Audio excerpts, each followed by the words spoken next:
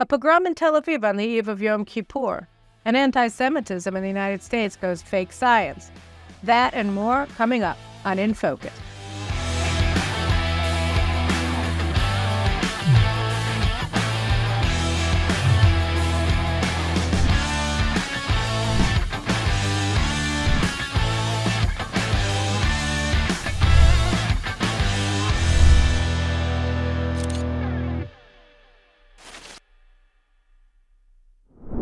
So I don't know if you guys saw the footage, but we're going to put some in behind me of what happened at Dizengoff Center in Tel Aviv on the eve of Yom Kippur. And by the way, it wasn't just in Tel Aviv, and at this particular event, it was also in Zichron Yaakov and Rishon LeZion, and I think Givatayim, where what we saw were these anti-Semitic, anti-Jewish activists from the left coming in and preventing Jews from praying in public spaces on the eve of Yom Kippur. In Tel Aviv, they were acting ostensibly as the enforcers of a Supreme Court judgment that was handed down, I think, the day before Yom Kippur, which said that public spaces in Tel Aviv can't be used for traditional Jewish services because Jewish worship traditionally has men separated from women by what's called a mechitza, which is a physical boundary between the men's section and the women's section of a synagogue that Orthodox Jews have as a matter of course, and the vast majority of Israelis who worship in Orthodox synagogues. So what essentially the Supreme Court Justice David Amit, who's supposed to be the next president of the Supreme Court, ruled was that he was outlawing the practice of Judaism in Tel Aviv, which would have made headlines if it weren't overtaken by events, and the event was a pogrom, where you had several hundred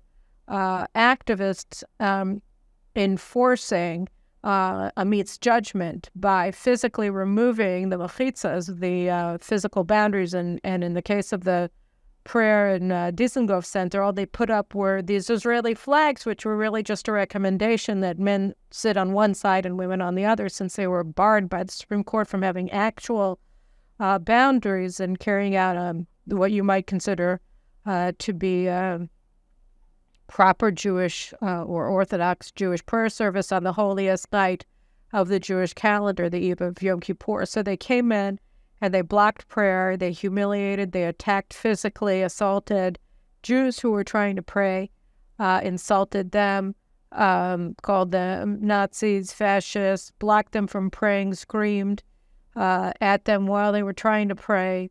And these were sites that, when I saw them last night after Yom Kippur was over, I mean, anything that you think, like, you just can't it was indescribable. And I had been worried all through Yom Kippur. I kept saying to my husband, I don't know what they're doing in Tel Aviv. I bet they're doing something in Tel Aviv. This is going to be bad, because they had been talking about it for over a week beforehand, that they've really been attacking Jewish worship at Dizengoff Center and in other public spaces in Tel Aviv. They've been assaulting Chabadniks who have tefillin stands to let Jewish men and boys over 13 lay tefillin, the Jewish phylacteries that you're supposed to put on once a day before the sun goes down after your bar mitzvah. And so we've seen acts of overt anti-Semitism, attacks on Jewish worship, attack on Jewish ritual in Tel Aviv and in other areas, Herzliya, Givatayim, Rishon LeZion, Zichron Yaakov, Haifa, over the past several months by these people who are supposedly just for Israeli democracy, of course, and liberalism, because it's really liberal to block freedom of religion for Jews in the Jewish state. But so we saw that, and like I said, this has been happening for a while, and you could argue that it started really at the outset. We saw them assaulting member of Knesset Boaz Bismuth when he was giving a speech on Erev Yom HaShoah, the eve of Holocaust Remembrance Day, in a synagogue in Tel Aviv, and they busted up the the ceremony, the service, the memorial service for the 6 million Jews who were murdered in the Holocaust, because they wanted to humiliate a Likud member of Knesset and really go after a symbol of national unity, of what it means to be Israeli, of Zionism. We saw them on Yom HaZikaron. Everybody said, I don't know if you guys remember, but Netanyahu, Prime Minister Benjamin Netanyahu, he suspended the judicial reform as the Knesset went into spring break in April, because he was hoping that by doing so, he would prevent the left from carrying through on their threats to undermine commemoration of Memorial Day for fallen IDF soldiers and victims of terrorism. But in the event, they suspended the legislation. They bowed to the mob, and the mob tried to wreck the ceremonies for Yom HaZikaron, for Memorial Day for our soldiers and terror victims anyway. And they went in and they busted up official ceremonies in Beersheba and in other cities in Israel to try to humiliate the government ministers who were speaking and to otherwise make it impossible for us to have any sense of national unity by essentially saying that there can be no national unity due to the election results in the government that was formed by the majority of Israeli voters. So this has been going on for a while, and so that's national unity. And then the Judaism part of it, we saw last week, I think it was on Thursday or Wednesday, Haaretz editor Aluf Ben came out with this article where he said that the problem with Israel's Declaration of Independence, which is the left's new basis for all of the usurpation of powers from the Knesset and the government by the court, he said that the problem with the Declaration of Independence, which they're now all wrapping themselves in along with the flag, is that it calls for a Jewish state. And so the left is becoming very open in their rejection of Israel as a Jewish state. I think we talked about it last week with Gadi Taub, that Kobi Richter, one of the money men behind the left's insurgency, said that, he voted for the Joint Arab List, which is a anti-Zionist, terror-supporting group of parties that wants to annihilate Israel as a Jewish state, and yet he's the one paying for all these flags because they're trying to hide who they are. So Kobi Richter said in an interview with Israel Radio a couple of weeks ago that, since the Jews, the Zionists, the nationalist Jews have the majority, that what they need to do in the left in order to form a government is to form a government with the Arabs. And so what he's saying is that Israel has to stop being a Jewish state. And so it's not, a lot of people are trying to present what happened in Tel Aviv and the pogroms that are going on there against Jewish ritual, religious Jews, the demonization, the defamation, the dehumanization of Jewish worship of religious Jewish people, Israelis, that this is just a really tiny minority, that this doesn't, represent what the protest movement is all about. So this is hogwash. It's absolutely what the protest movement is all about. It's absolutely what the protest movement is all about. And again, we've seen this going on for a long time, this violent rejection of Judaism. We had on this show, on the Caroline Glick Show several months ago, my friend Roni Sassover, who's working with Deputy Minister Avi Maoz, who looks like, the caricature that they're trying to present of religious Jews because he has a long beard.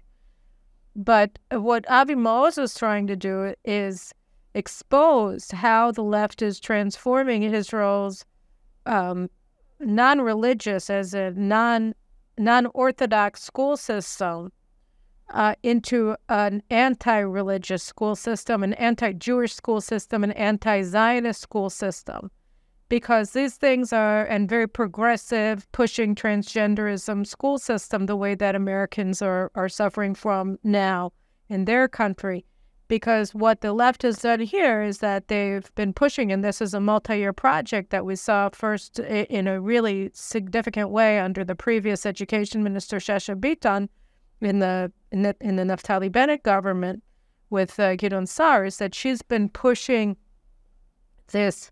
She pushed these projects that gave the principals of all these schools a lot of money or a lot of independence to bring in these independent programs that are put forward, that are paid for by these NGOs that are on the radical leftist fringe, where they're teaching Judaism from a critical perspective so that it's an anti-Jewish perspective, and they're indoctrinating Israeli schools, says some school children in non-religious schools, but they're schools that are supposed to be Zionist, to reject Zionism, to reject the Jewish national character of the country, and to embrace a lot of the progressive bromides, which are all anti-Jewish, anti-Zionist, and, for transgenderism and all the rest of this stuff. So they've been, Avi Maoz's idea was to just make it transparent so that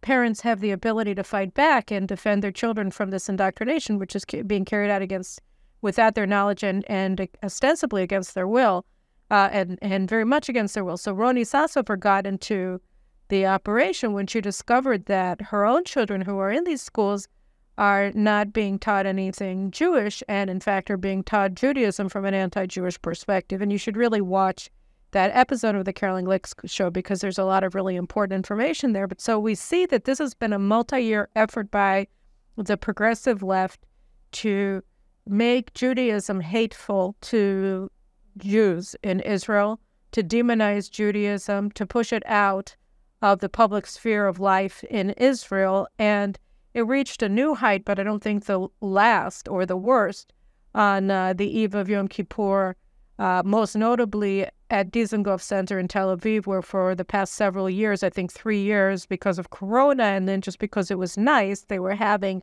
public prayers on Yom Kippur outside, and also Shabbat evening prayers that were run by this NGO called the Jewish Rosh HaYehudi, the Jewish head or whatever. And it's for secular Jews, really. It's outreach to let them, become attached to their Judaism, to get a little Yiddishkeit, to feel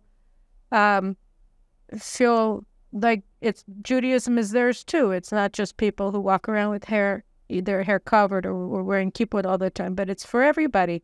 And the funny thing is that the left is castigating them as missionaries. Of course, that's insane, because by definition, missionaries are Christians who want to preach the glad tidings of Jesus. But it's more than that. It's like to say that Jews shouldn't be allowed to be exposed to Judaism is inherently anti-Jewish. Be that as it may, they don't seem to have a problem with missionaries when they're Christian, but Jews who try to expose Jews to Judaism and make it accessible to non-religious Jews, they're evil, and it's right to carry out pogroms and to hate them and to indoctrinate people to hate them. And the thing that's so distressing about this, there's so many things that are distressing about it. Obviously, if this had happened in Los Angeles or in Germany or in any country outside of Israel, it would have made international headlines, and every Jewish organization around the world would have condemned it. But here it happened in Tel Aviv. And so nobody really knows what's to make of it. And people are saying the two sides fought. No, there was one side who came in and aggressively attacked Jewish worship in the streets of Tel Aviv, and not for the first time. And this is after, threatening to do so for weeks before this happened. And this is after the Supreme Court outlawed the practice of Judaism in the streets of Tel Aviv, upholding a ruling of a lower court doing the same, upholding a decision by the Tel Aviv municipality ordering for there not to be separate seating for men and women when Orthodox Jews can't have services if they're not seated separately. So this is happening in Tel Aviv, in the state of Tel Aviv, previously part of the state of Israel, but they have since seceded. And, this is just one last statement I want to make about this, is that this really does bring home what Gadi Talbot and I were talking about in last week's show, which is, you cannot have a democracy in Israel unless it's a Jewish democracy, because everybody, because the vast majority of Israelis are Jewish.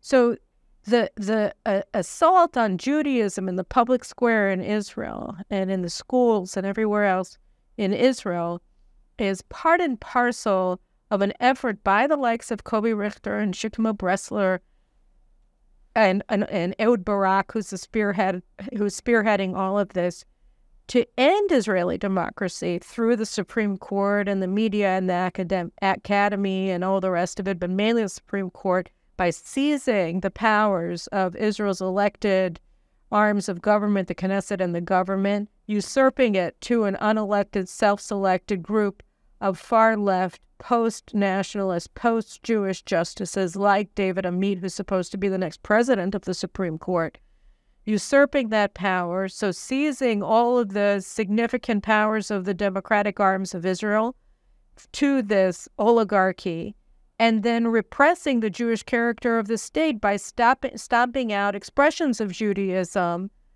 in public life and in the schools. So this is exactly what's happening. The people who claim that they're fighting for democracy are fighting to end democracy in Israel as part of a larger end of ending the Jewish nature of the country, the Jewish identity of the country. We saw it very clearly on Kol Nidre and throughout Yom Kippur in Tel Aviv, and again, not only in Tel Aviv, in Haifa, in Rishon LeZion, in Zichron Yaakov, and I think in Givatayim. So, this happened in many places where there was no court order banning the separate sections for sitting for men and women.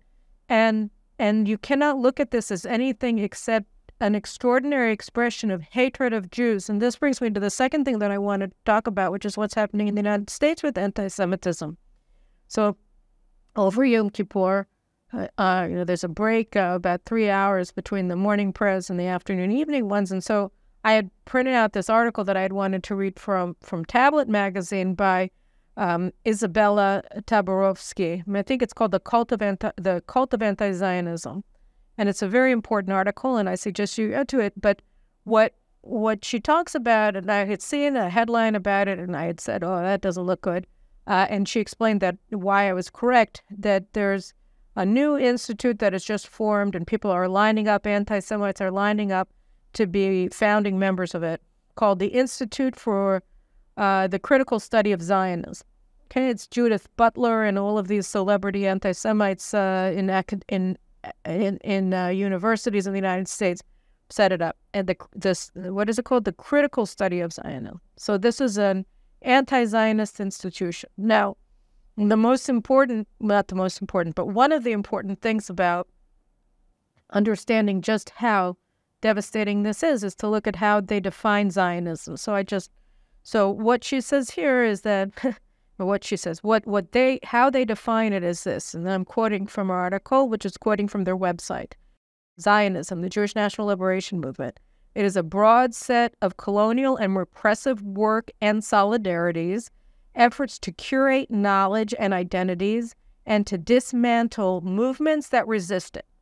Views it as a political ideology tightly enmeshed with racism, fascism, and colonial dispossession, and it intends to demonstrate how, and the organization, this institute, intends to demonstrate how the critical study of Zionism is deeply and essentially connected to the study of global forces, including contests over power, race, colonialism, capital, militarism, and violence.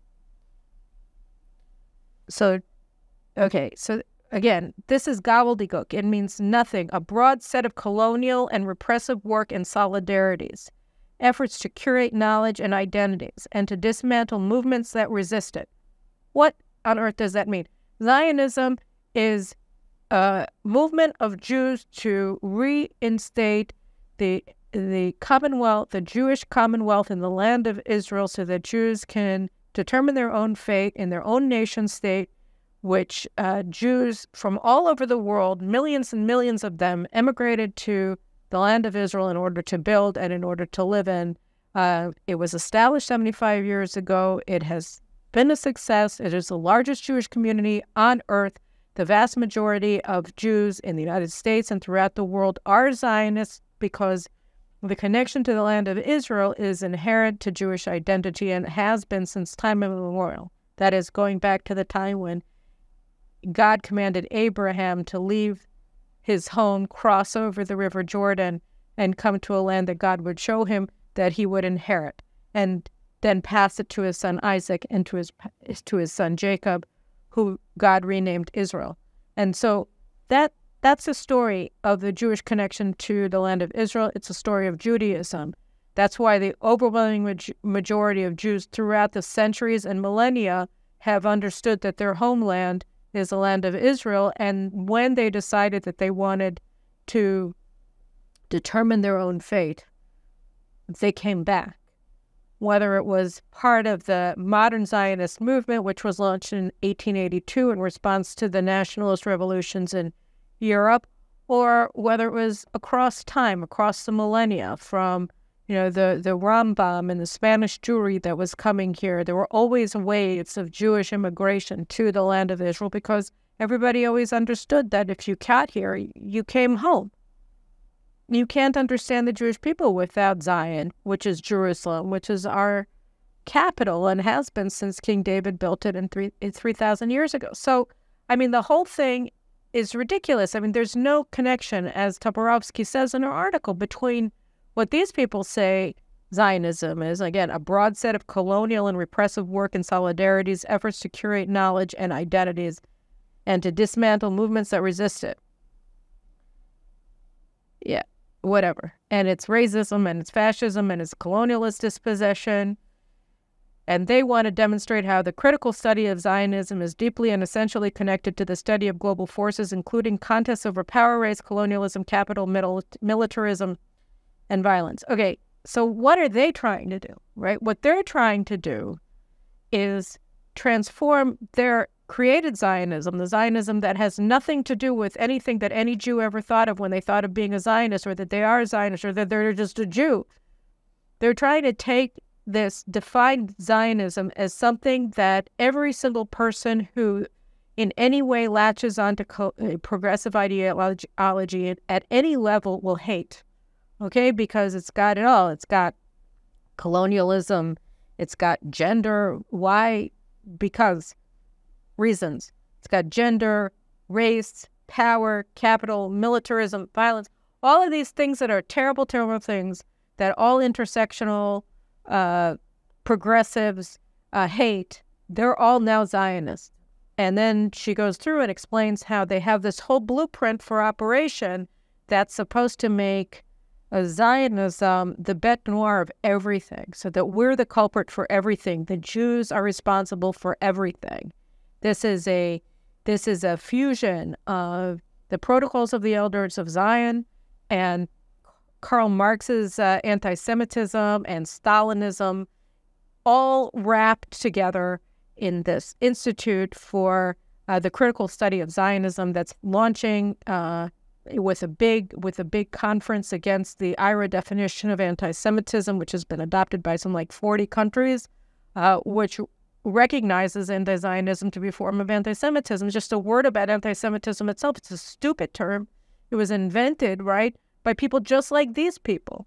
What's his name? Wilhelm Marr, right? So Wilhelm Marr, in the middle of the 19th century, latched onto the pseudoscience of race, right? That was all the rage then, in order to reinvent Jews as a race. So that was where we became Semites, from Shem, the son of Noah, of Noah, right? So he said, we're Semites. No Jew had really ever thought, nobody ever thought of a Jew as a Semite until Jew haters created this race and said, this is our race.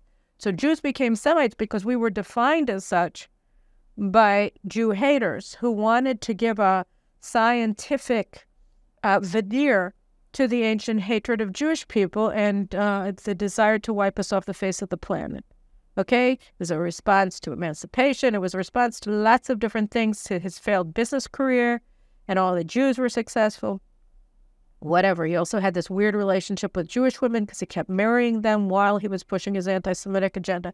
At any rate, anti-Semitism was about reinventing the Jews, about the enemies of the Jews, reinventing what a Jew was, turning us into a race and saying we were a bad race. We were Untermenschen. We were subhuman people.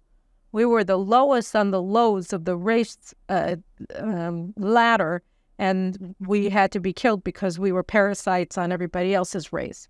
And that was racial anti-Semitism of racial anti-Judaism that was packaged as a science by calling it Semitism, which was part of the faux science of racial sciences. And here, too, this is all fake, right? The anti-colonialism, the intersectionality, the anti-racism, it's all like, it's just a way of human engineering and telling people that we're not individuals, we're only members of groups, and that our value as human beings is determined by our group membership in whatever race we happen to be in. So this is just a repackaging of race theory, but with everything upside down except for one, which is that here too, by redefining Israel or Jews not as Semites but as Zionists, again, the Jews are being put on the lowest rung of the race ladder, and we're the ones that are ruining everything because we're responsible for colonialism and racism and gender badness. So, I'm reading this article and I'm thinking to myself, this is yesterday, Yom Kippur, thinking, okay, so we have to fight this. The Jews in America aren't fighting this because they never understood the anti-Zionism, because they want a two-state solution, which places all the blame for the absence of peace on Israel, so that put them half the way into the anti-Zionist court, whatever. They never understood anti-Zionism because it's too hard for them to get their head around the fact that the Jews are actually the good guys and not the Palestinians, because they want peace. So they've already had a hard time fighting this. And now that it's gone pseudoscientific, how are they going to fight this? So I'm thinking to myself, the Jews in America are in trouble. They're about to find themselves really, on the outs of everything, right? Because if this fake science of anti-Zionism, goes mainstream, and it probably will because there's endless amounts of money behind this thing, who's going to protect the Jews? Israel has to come to their defense. We're the Zionists, after all, right? We're the Zionist project. We're the nation state of the Jewish people. So, our universities have to speak out against this pseudo-scientific new Jew hatred that's being packaged as anti-Zionism while completely deforming and inventing this completely obscene definition of what a Zionist is in order to demonize Jews, again, like anti-Semitism did. We have to defend. We have to protect. We have to wage this war. And then I'm thinking, well, who's going to do that? Our universities have been captivated by anti-Zionists.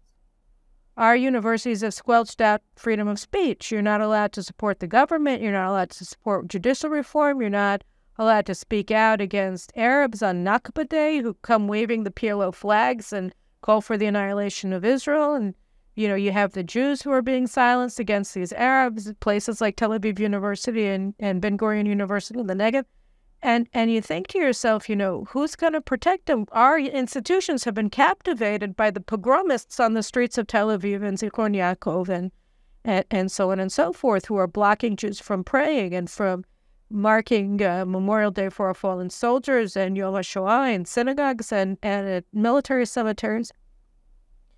And the thing is that American Jews and all of these American Jewish organizations that, like the Reform movement, well, they don't like Orthodox Judaism, right? So they've been pushing the protest movement. They've been pushing this pro-democracy group, the Shikma Bresslers of the world, the Ehud Baraks of this world. They're celebrities in liberal Jewish congregations in the United States and communities. But American Jews have to understand that just as these people present a danger to Israel because they want to undermine our democracy and they want to undermine our Jewish character, again, you can't have one without the other. So they're also blocking Israel from defending diaspora Jewry because they're pushing a line that's anti-Zionist. So, I see all of these friends in the United States who have been taken in by the lies that these people are putting out, and they have so much money to do it, and a lot of it is funded by American Jewish groups, right? That they think that the Shikma Bresslers and Ehud Baraks of Israel are the good guys, or Benny Gantz, who has refused to condemn what just happened in Tel Aviv, the attack on worshipers on Yom Kippur. You said nothing. Yair Lapid sided with them. None of these politicians, even Naftali Bennett and Ayelet Shaked, and the worshipers are their voters. They're sort of sitting on the fence. We don't like Bibi. We're nice people who wear kippot. They haven't said anything in defense of praying on the streets in Tel Aviv. So, I get why American Jews would be confused. But, when you're looking at this Institute for the Critical Study of Zionism, and you're looking at the way that Jews are being booted out of public spaces in the United States by this progressive tsunami of hatred against them, you have to recognize that the people in Israel who are undermining the Jewish character of the state, this is not for liberal values reasons. This is all for Stalinist progressive concepts about how societies ought to be organized, and there's no place for Judaism in that society. There's no place for the consent of the governed in that society. And the vision that they have for Israel is of an Israel that will let diaspora Jews be hung out to dry by these anti-Semites, these anti-Jews, these anti-Zionists, whatever you want to call them, that are marauding through the academy in the United States, that are marauding through the business world in the United States, that are marauding through Hollywood and every place that American Jews like to gather, and telling them that what they are and what they have been their whole lives and what their families have been their whole lives through the generations, thousands and thousands of years, is a broad set of colonial and repressive work and solidarities, efforts to curate knowledge and identities and dismantle movements that resist it. That Zionism is a political ideology tightly enmeshed with racism, fascism, and colonial dispossession. And that now the anti-Zionists intend to demonstrate how the critical study of Zionism is deeply and essentially connected to the study of global forces, including contests over power, race, colonialism, capital, militarism, and violence. We like to say we are one. I think that the Jewish Federations of North America had that as its slogan for many years. Maybe it still does. We are one. Well, the thing is that we are one. And whether it's a threat from inside our own gates, inside of our own Jewish world, or from outside, the same people, the same, Arab nationalists, Islamists who are attacking Israel here are the ones who are marauding through the streets of New York and Los Angeles, going after Jews every time that Hamas starts shooting their missiles at Tel Aviv. And we know that. Or in Paris, they do the same thing. Or in London, they do the same thing. But it's also true of these progressive Jews, the same ones who are busting up prayers on the eve of Yom Kippur and are pushing out Zionist scholars from a university and are demonizing the government of Israel, which was elected by 2.5 million Israeli voters, the majority, right? The same people who are demonizing them and saying that they're destroying democracy by fulfilling the will of their voters and trying to restore democratic norms and system of checks and balances on our completely out of control court that just outlawed the practice of Judaism in Tel Aviv on the eve of Yom Kippur, right? Those same people are the ones who are blocking any real defense against anti-Zionism, the new form of Jew hatred in the United States and in Europe and here in Israel itself. So we are all one. We're in this together, and either we sail forward together or we sink together. But we need each other in order to cope with this. And it's time that we stop making light of what these people are really after and what they're trying to achieve, because they're not making light of it. They're in our face telling us, just look at these videos. We can do it, but we have to be united. We have to understand that this is a common struggle, and we have to fight it. I think we can, but we have to understand that it's our job. So that's the words that I'm leaving you with, and I'm going away with my family for a little vacation up in the north next week, so I won't be here. But you can watch this again if you want to, and share it with your friends. That'd be great too.